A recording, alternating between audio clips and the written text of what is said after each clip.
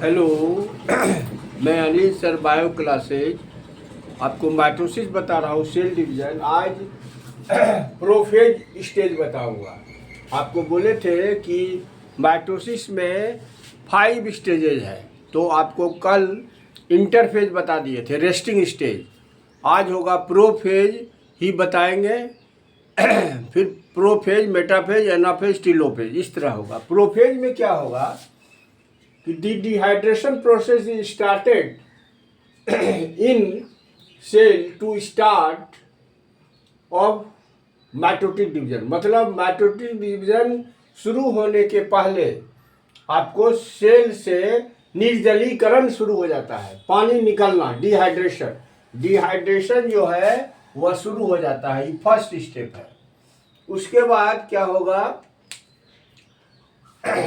उसके बाद due to dehydration in cell, निर्जलीकरण कोशिका में होने से क्रोमेटिन नेट जो है वर्ग डिस्टिंक्ट विजिबल, क्रोमोजोम जाल जो है, क्रोमेटिन जाल आपको स्पष्ट दिखाई पड़ने लगता है।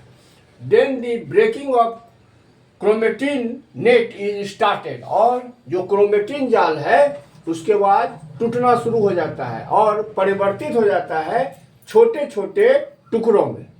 और यह जो छोटा छोटा टुकड़ा है, that is chromosome. The small fragments are chromosome. और then the breaking of chromatin net is started and modified into small fragments. The small fragments are chromosome. तो स्मॉल फ्रेगमेंट जो है क्रोमोजोम हो गया। अब प्रत्येक क्रोमोजोम में दानेदार रचना मिलेगी, दिखाई पड़ेगा, जिसको हम कहते हैं क्रोमोमेयर। उसका नाम हो गया क्रोमोमेयर।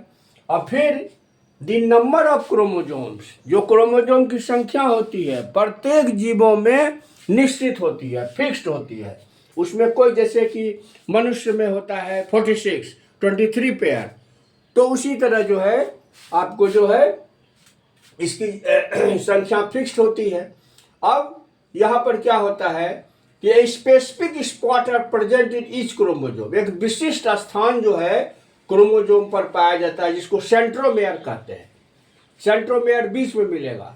और उसके बाद क्या होगा? The length of chromosome is divided into 2 half parts. अब जो क्रोमोजोम की लंबाई है वह 2 अर्ध भागों में टूट जाती है, और दोनों अर्ध भाग जो है वह अटैच रहता है सेंट्रोमेयर से, and divided into 2 parts, and 2 half parts are attached to the centromere। और प्रत्येक पार्ट जो होता है, इन ईच हाफ पार्ट को कहते हैं हम लोग क्रोमेटिड। मतलब एक क्रोमोजोम सेंट्रोमेयर से जुटा रहेगा और आधा आधा टुकड़ा जो रहेगा उसको क्रोमेटिड्स कहेंगे, वो क्रोमेटिड्स हुआ। और एनिमल सेल में क्या होता है? एनिमल सेल में क्या होगा कि सेंट्रोसोम पाया जाता है। तो centrosome are divided into 2 parts.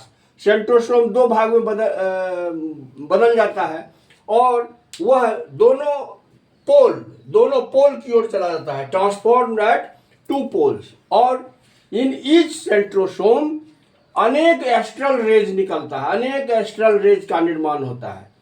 और साइटोप्लाज्म में 2 सेंट्रोसोम के बीच कुछ परिवर्तन होता है, और उस परिवर्तन होने से स्पिंडल फाइबर्स बनता है, जो कि 2 सेंट्रोसोम के बीच में पाया जाता है। और अब क्रोमोजोम जो है आपको सिकुड़ने लगता है, कंडेंस्ड होने लगता है और मोटा हो जाता है। ये हुआ एनिमल सेल में। और प्लांट सेल में क्या होगा? प्लांट सेल में तो सेंट्रोसोम मिलता नहीं है, तो in plant cell spindle fibres are form. Spindle fibres बनता है, जिसको तर्कु सूत्र कहते हैं। लेकिन वह कंडेंस्ड होकर और मोटा, और कंडेंस होता है और मोटा होता है नहीं। वो जो है पहले तो बनता है, लेकिन सेंट्रोसोम जो है are not found in plant cell. तब क्या होगा? धीरे धीरे न्यूक्लियर मेम्ब्रेन डिसअपियर्ड हो जाएगा, केंद्रक झिल्ली गायब होना शुरू हो जाएगा, और क्रोमोजोम जो है वह मिडिल पॉइंट पर आ जाएगा, साइटोप्लाज्म के मिडिल पॉइंट पर। और disappear of nuclear membrane the prophase stage completes. जैसे न्यूक्लियर मेम्ब्रेन गायब होगा तो वह जो है प्रोफेज का अंतिम स्थिति है, और तब जो है फिर मेटाफेज होगा। तो आज प्रोफेज के बारे में आपको बता दिया। Thank you.